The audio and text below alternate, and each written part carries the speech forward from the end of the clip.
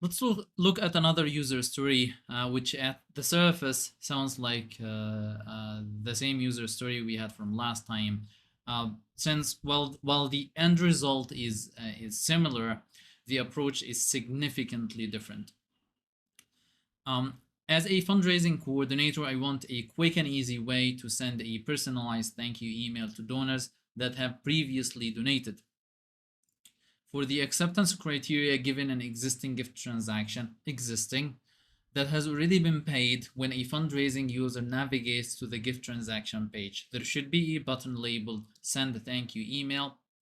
Upon clicking that button, a thank you email should be sent to the donor. When would that happen? Last time we built an automation, a record triggered flow. Whenever a gift transaction comes in a status of paid, or whenever we change it to paid, an email goes out automatically. What if that fails? What if that process fails and then we need to re-trigger something to send that email? This is one use case. Another use case is a nonprofit is transitioning from Google Sheets or from another system to this system. And during the transition, we received some donations that we have not acknowledged. We have not sent a thank you email, and we would like to go ahead and manually just go through some of these donations, just click some buttons to send these thank you emails. One thing to note is that on the gift transaction object, there is a couple of fields called acknowledgement fields. If you don't see these on the page layout, then you just need to add them to the page layout. So it is a good practice that after you send a thank you email, or after you send some kind of acknowledgement, that you update the status of to be sent, the acknowledgement status from to be sent to sent. And if we don't need to send it, then probably you can use the status don't send. And this is an enhancement to what we built last time, or probably a requirement to some nonprofits out there. So it's helpful to definitely update these acknowledgement status fields. And this time we are starting to need to do a few things. So I'm going to start taking notes of what I need to do, the more logic we're going to need to do. So I'm just going to write down update acknowledgement fields here to remember to do that. We're going to build the flow. It's obvious. But then we need to also remember to add this quick action button on the page after we're done, and then we're going to need to do some testing. Let's go ahead and build that. And since we're going to go with a quick action button, I'd like to display a screen after the email goes out to show the user that it has been sent successfully. So we're going to use a screen flow. Let's go to setup. And then we're going to go to flows. And if you notice, I already have the flows here as a tab up top. And this is a Chrome extension called Y Salesforce. This is a Chrome extension called Y Salesforce. Feel free to install this one so you can create some tabs up top here to the tabs that you visit the most. We're going to use this moving forward. Navigate into flows, and then I'm going to create a new flow. I'll close this tab. We're going to select Scratch. We'll select Screen Flow and create. Now, one question you almost always want to ask before you create any screen flow is, where will this screen flow live after we create it? You ask this question before you start building because it's going to affect how you're going to build. In this case, we are going to add it as a quick action button, meaning it's going to be on a record detail page, meaning we can grab the record ID, And to get that record ID in a screen flow, you need to create a new resource, a text variable, and you need to name it record, and then capital I, and then D. So record ID. I'll set this as text, and I'll mark it as available for input. This text variable is going to receive some value from outside the flow, so it needs to be marked as available for input. We'll talk more about this when we get to the subflows in a little bit. Okay, we've got the record ID only, but we need some other information like the donor information. So we're going to perform a query to grab the entire record, not just its record ID. So we're going to do a get transaction, and we're searching for gift transaction here, and we need the gift transaction where the gift transaction ID equals that record ID. We need to grab the gift transaction record that has the ID that started this flow. We grab that record ID from the URL. It was sent to the flow. We only have the record ID. Using that record ID, we're grabbing that gift transaction. Down here, we just need only one record, and then we're going to set this to choose fields and let Salesforce do the rest. You don't want to select automatically store all fields pretty much all the time, because this is going to grab all of the fields. And if you have a record or an object that has 300 fields and you only need to use only a couple of those fields, why are you getting all of them? Let's grab the fields that we think we need. I'm going to need the donor ID. I'm going to need the original amount, the status, the completion date. There might be some other fields that we need, but I can't think of them right now. So it might be throughout the build or as part of the testing that we realize we need some other fields. We can come back here and add them. Okay. Now, next we're going to send that email. So I'm going to start typing send email. And right away, I am thinking, if I'm going to do all of this, we already did that once. We already created a send email button. That was like the automatic one. We already set up the body, we already set up the subject, and we're pretty much using the same thing. So why do I have to do it again? Let's move to this diagram for a second. Last time we built an automatic send a thank you email, which was sending an email. That's the action element. And now I'm gonna build the same action element again, doing the same thing twice. The moment you see that, you know that you need a subflow. The moment you see that you're going to do the same thing twice, you need to create one subflow and call it from these two different places. Another reason to do that is down the road, we might need to make some change to this send email action. For example, we need to change the wording of the email body, or just the branding or the formatting of the email body, and we need to change it. If we had this set up, we're going to go to this one and update it, and then we're going to go to that other one and update it twice.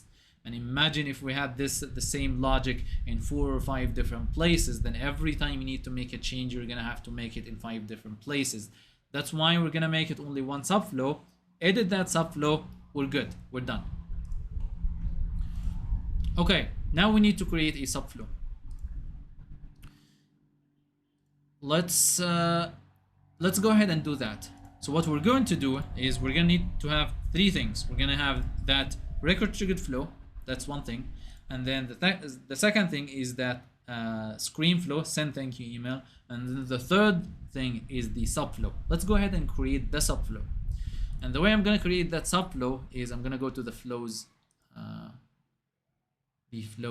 list view, and I will open that record triggered flow that we built last time. And instead of just starting a new auto-launched flow and then building that send thank you email action, I will just save this as a subflow instead. I'm gonna click the arrow and then save as a new flow. And under show advanced, I'm gonna change this to auto-launched flow. Remember, we use auto-launched flows for subflows. And I'll name this subflow dash send thank you email. I like to name things like this to make it easier to find subflows and identify subflows. Let's save this as a new flow, and we get a bunch of errors. Most of them are coming from this global variable record, which is the triggering record. The auto-launched flow is not a record triggered flow. That global variable doesn't exist yet. So instead, we need to send that gift transaction, the triggering gift transaction from the parent global variable record to the subflow. And I want to take a second and go back to the diagram to look at this before we actually build it. We have 2 flows, the screen flow and the record triggered flow. And these 2 are parents.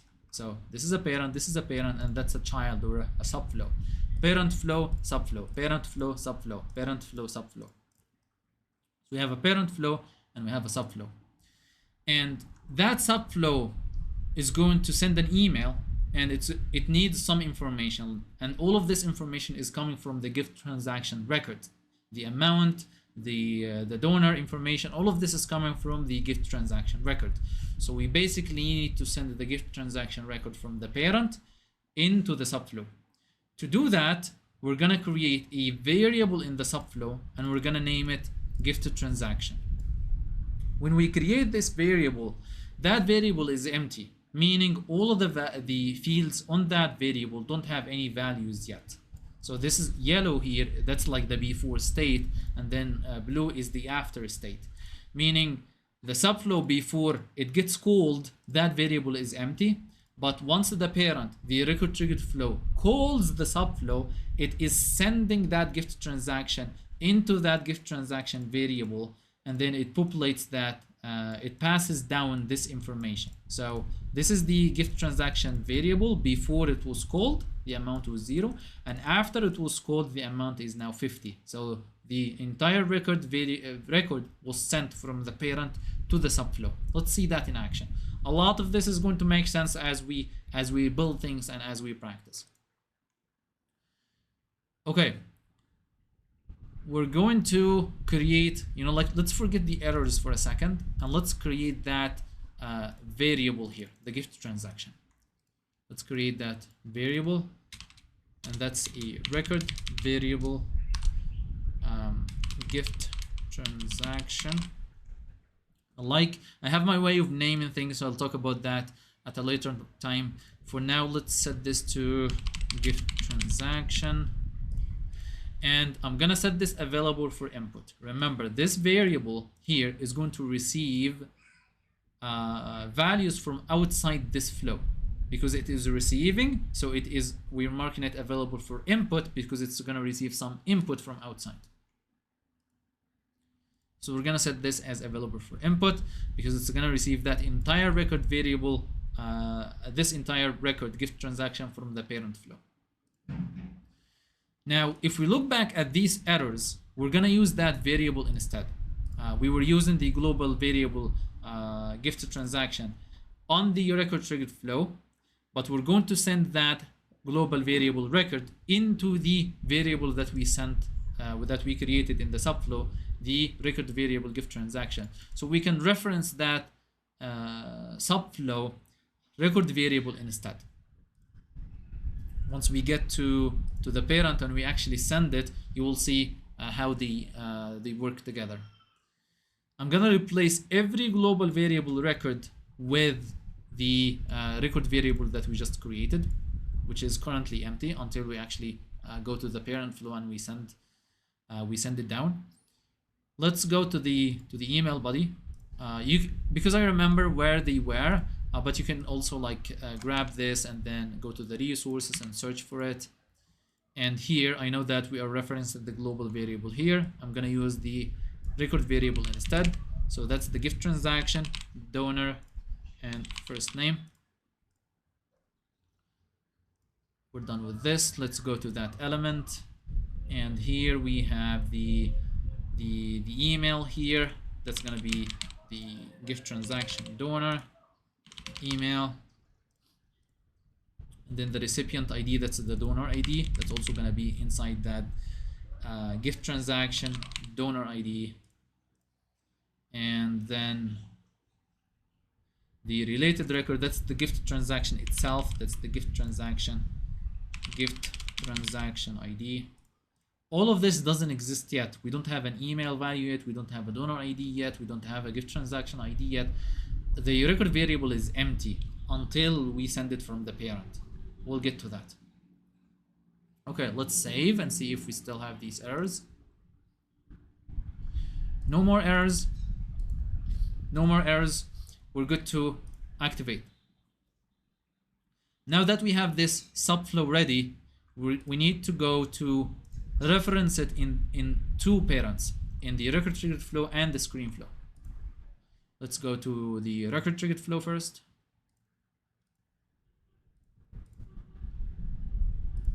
And I'm I'm gonna close it. That's the record triggered flow. I'm gonna call that subflow, and you can search by the name here right away. So I'm gonna search for subflow, send thank you email.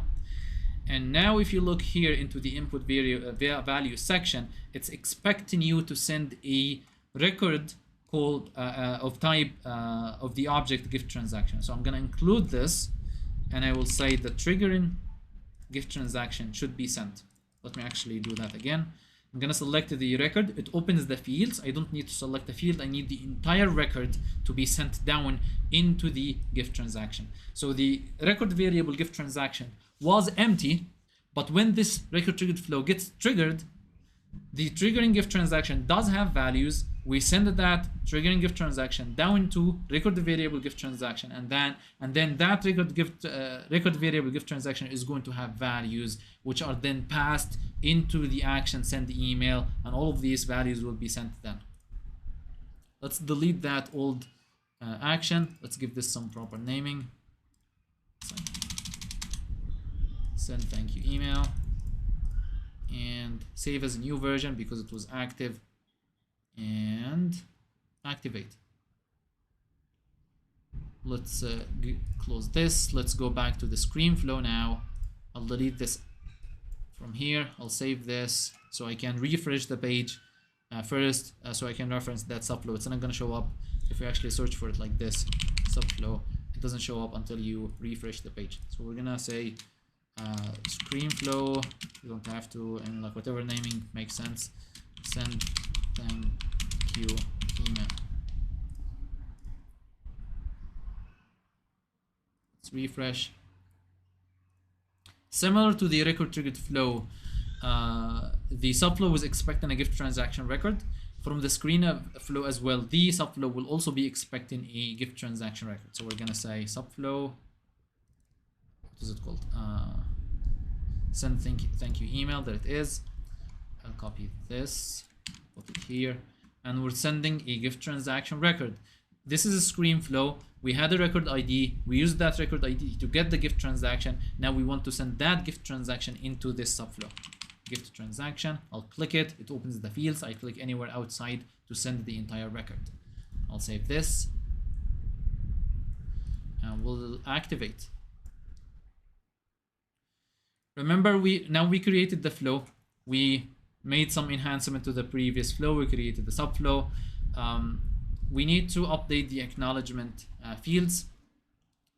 Let's do that. Now that we have the gift transaction in here, I'm gonna use an assignment to update to assign the values. I like to think of the gift transaction that we just got from the database, that it's a copy. It's not the actual database record. So right now, if I open an assignment, and I will assign, I think I had the word acknowledgement here somewhere. Acknowledgement fields, and let's say that's the gift transaction from get. That's the one that we got from the database. We are not actually assigning values to the one that is already in the database. That's like a copy that the flow created for us inside the flow, in the flow only. So if we do that, and then we set acknowledgement date to today's date, and you can grab today's date from running flow interview, and then current date. And let's also do the status, acknowledgement status to sent. What we have done is we just assign these values to the copy, not to the actual record in the database. To update the actual record in the database, we're going to need to use an update element. We're going to say update gift transaction, and we'll select that one from the get. So even though it says gift transaction from get, we made some changes to it here. So that's it's a copy. We made a copy from it, from the database. We made some changes to it, and then now we are performing these changes to the database. Lastly, I want to display a screen that says that it was sent successfully. So we're going to say success screen. I like to hide the header and just add custom display text. because this is usually the name of the flow, and sometimes you want to display this to external users, or probably users who like the name of the flow would make sense to the admin but might not make much sense to the end user. So we're gonna hide this, and we're gonna hide pause, and we're gonna hide previous, and then we're gonna add a display text, and I'll name this display text underscore success, and here we're gonna say email was sent successfully. Just add some formatting to this.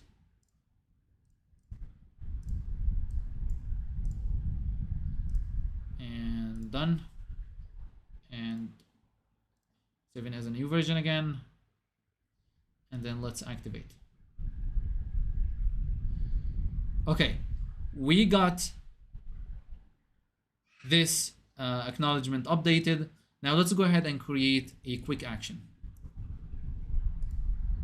I'm gonna close this. I'm gonna go to edit object. And let's go to buttons, new action. Let's select a flow. It's already picking up that screen flow. Let's say send thank you email, and let's save this. We're gonna need to add it to the page layout. Actions, and then you might need to override this if it's not overridden already, and then we're gonna search for this for that button. I'm gonna add it here, save. We're done with this. I will close that. I'll refresh the gift transaction page, and now we see that send thank you email. Good. Let's click that button and see what happens. This is what happens, an error. I saw that error before the recording, but I wanted to keep it as part of this anyway. Let's look at this. It says you have received this email because an error element is the send thank you email. As a matter of fact, this is a different error, but we'll address both of them. Here's the common thing. The moment you see it hasn't been set or assigned, it means that we didn't get that particular information from the database. So like that record variable gift transaction does not have the information for matching employer transaction ID. I don't remember where we used that, but looks like it needs it somewhere. So we can go back and just add this matching employer transaction ID to the get element that we had in the screen flow. Let's go back to the screen flow.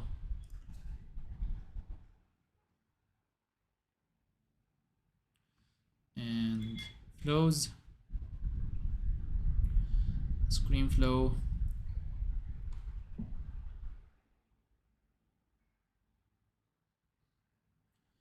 the get element here.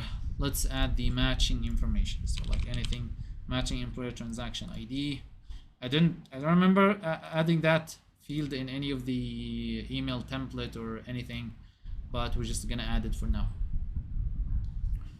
Now let's try again. Send thank you email. Another error. Troubleshooting. This time it says only user, contact, lead, or person objects are allowed for target object ID. That target object ID is the let's open the subflow, is the recipient ID in the send email action, because the donor is an account object. So we need to set a person account object, not an account object or a contact object. And I honestly thought it would just like automatically detect that, but it didn't. So to fix this, I'm gonna change this recipient ID, and instead of the donor ID, which is an account ID, we're gonna change this to, I'm just gonna delete these, add the dot again. Does it work? It doesn't. Okay. Record variable, that's the gift transaction, and then the donor. I will access the donor now. I'm gonna grab the contact ID, because this is a person account. It does have a contact ID. Let's save this as a new version. Activate, and let's go back to this and send thank you email. Perfect. Now it says email was sent successfully. Let's actually go to. Oh, that's a different gift transaction. Let's go to Nash and try this instead. An email was sent successfully to my personal email.